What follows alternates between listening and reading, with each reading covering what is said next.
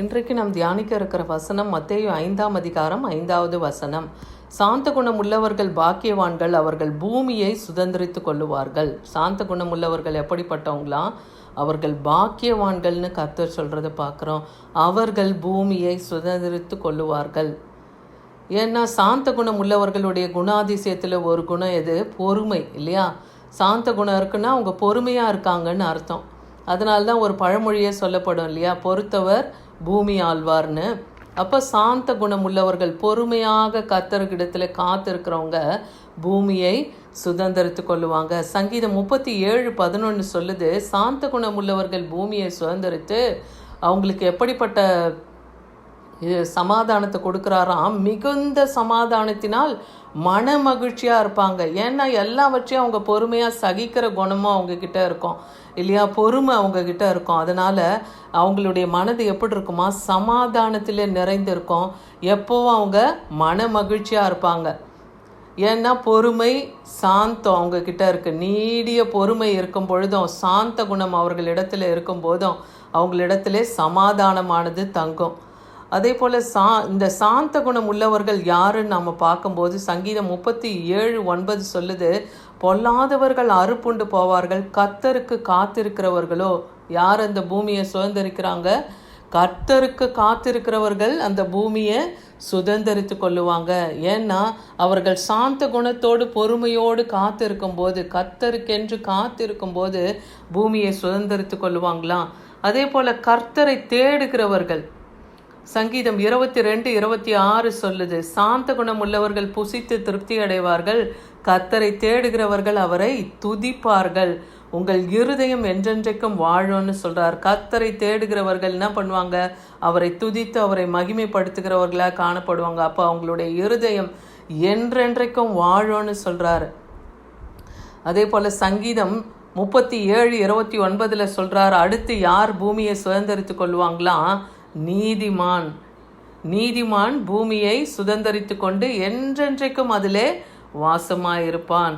அவன் பாவத்துக்கு செத்து நீதிக்கு பிழைத்து இருக்கிறான் இல்லையா? இயேசு கிறிஸ்துவின் ரத்தத்தினாலே அவன் மீட்கப்பட்டு இருக்கிறான். அவருடைய கிருபையினாலே அவன் காக்கப்படுறதுனால அப்படிப்பட்ட நீதிமான் பூமியை சுதந்திரித்து கொண்டு என்றென்றும் அதிலே வாசமாயிருப்பார்கள்னு சொல்லப்படுது.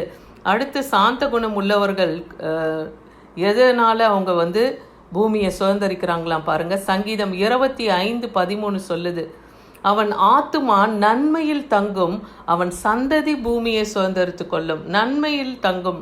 ஏற்கனவே கூட உங்களுக்கு நான் சொல்லியிருக்கிறேன், நன்மையில் தங்கும்னா அவன் ஆத்துமா கர்த்தருக்குள் தங்கியிருக்கும். நன்மை செய்கிற தேவனுக்குள் அவன் ஆத்துமா தங்கி இருக்கும். யாருடைய ஆத்துமா?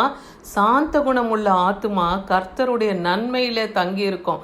அவன் அவனுடைய சந்ததி பூமியை சுதந்திரித்து கொள்ளும். அவனுக்கு மாத்திரம் இல்லை, அவனுடைய சந்ததிக்கும் கர்த்தர் அந்த சுதந்திரத்தை கொடுக்கறத பார்க்குறோம். இதுக்கு ஒரு உதாரணம் தான் ஆபிரகாம் இல்லையா? ஆபிரகாம் விசுவாசத்தினால தான் அந்த சுதந்திரிக்க போகிற கானானை அவர் கண்டார்னு நம்ம பார்க்குறோம்.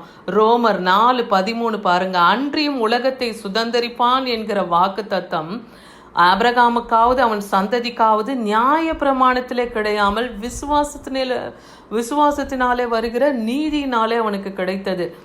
அதாவது அந்த சுதந்திரத்தை அவர் சுதந்திரிக்கல, கானானை அவர் சுதந்திரிக்கல. ஆனால் கர்த்தர் கொடுத்த வாக்கு தத்தத்தை அவர் விசுவாசித்தார். அவருடைய தலைமுறையான ஈசாக்கு, யாக்கோபின் தலைமுறையான இஸ்ரவேல் ஜனங்களுக்கு அந்த பரம கானானை கொடுத்தார். அதே போல உலகம் முழுவதும் அவர்கள் சுதந்திரித்து கொள்ளும்படியாக கர்த்தர் அந்த பூமியை ஆளக்கூடிய அந்த சுதந்திரத்தை அவங்களுக்கு கொடுத்தாருன்னு பார்க்குறோம். அது எது மூலமாக கொடுத்தார்? நியாய பிரமாணத்தினால அது அவங்களுக்கு கிடைக்கல, விசுவாசத்தினாலே வருகிற நீதியினாலே. அப்போ அந்த விசுவாசத்திலே அவர் பொறுமையோடு காத்திருந்ததுனால தான் அவருடைய சந்ததி இந்த பூமியெல்லாம் சுதந்திரித்து கொண்டதை நம்ம பார்க்குறோம். சங்கீதம் 69, 30, 32 வசனத்தில் பாருங்கள், எப்போ நமக்கு அந்த சுதந்திர வீதம் கிடைக்குமா?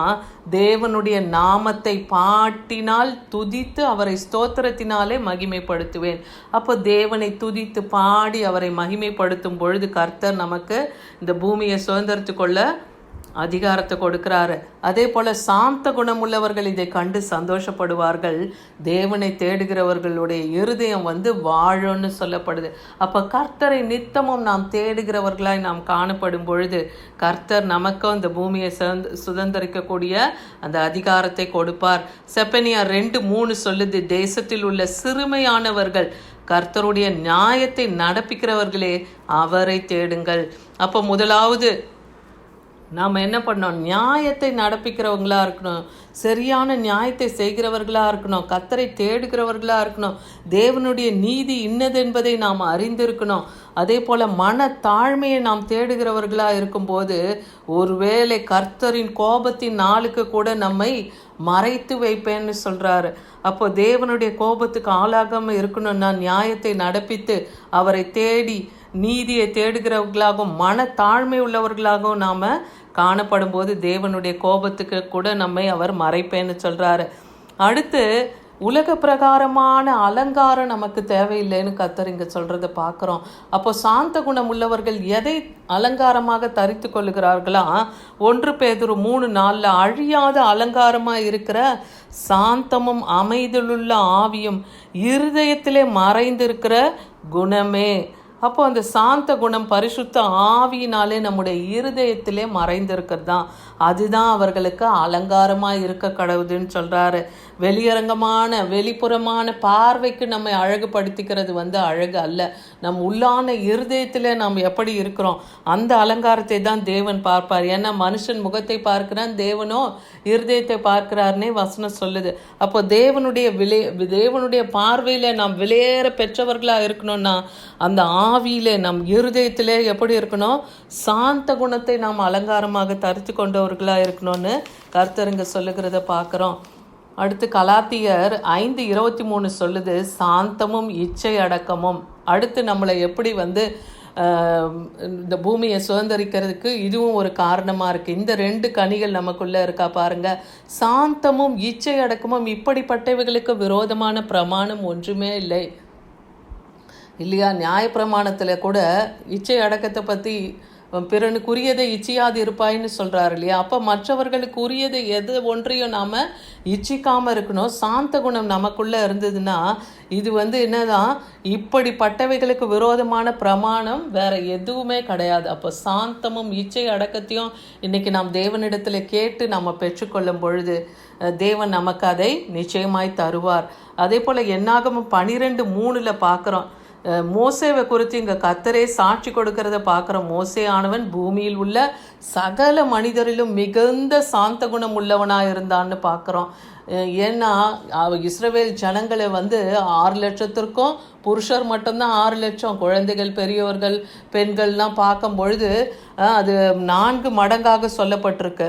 அப்போ அவ்வளோ ஜனங்களையும் வழிநடத்த மோசேக்கு கர்த்தர் மோசே வழிநடத்தினார். எப்படின்னா அவருடைய சாந்த குணம்தான் அவ்வளோ ஜனங்களையும் வழிநடத்த கிருபை செய்திருக்கிறார் கர்த்தர் அவருக்கு. அப்போது அவங்க எவ்வளோதான் அவரை கோபப்படுத்தினாலும் மிகுந்த சாந்த குணத்தோடு அவங்கள அவர் வழிநடத்தினார்னு பார்க்குறோம் நம்ம இல்லையா? அதனால தான் பூமியில் உள்ள சகல மனிதரிலும் மிகவும் சாந்த குணம் உள்ளவன்ட்டு மோசேக்கு கர்த்தரே சாட்சி கொடுக்கறத பார்க்குறோம். இப்போ இன்னைக்கு நாம் சாந்த குணத்தை யாரிடத்துலேருந்து நாம் கற்றுக்கொள்ளணும்? இயேசு கிறிஸ்துவின் இடத்துலேருந்து தான். ஏன்னா அவர் தான் நமக்கு மாதிரியை விட்டு போயிருக்கிறார் இல்லையா?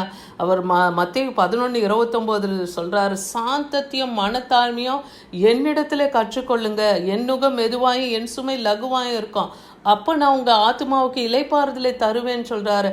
அப்போ தேவனிடத்தில் இன்னைக்கு உங்கள் ஜபத்தில் கேளுங்க, சாந்தத்தையும் மனத்தாழ்மையும் எங்களுக்கு கற்றுத்தாங்கப்பா, எங்களுக்குள்ளாக நீங்கள் வாசம் பண்ணுங்கன்னு சொல்லி அவரிடத்துல நாம் தாழ்த்தும் போது தேவன் அந்த சாந்தத்தையும் மனத்தாழ்மையும் நமக்கு தருவார். அப்பொழுது நாம் பாக்கியவான்களாக இருப்போம். கர்த்தர் இன்னைக்கு நமக்கு வாக்கு பண்ண அந்த வாக்கு தத்தத்தின்படி இந்த பூமியும் நாம் சுதந்திரித்து கொள்ளுவோம். ஆமேன்.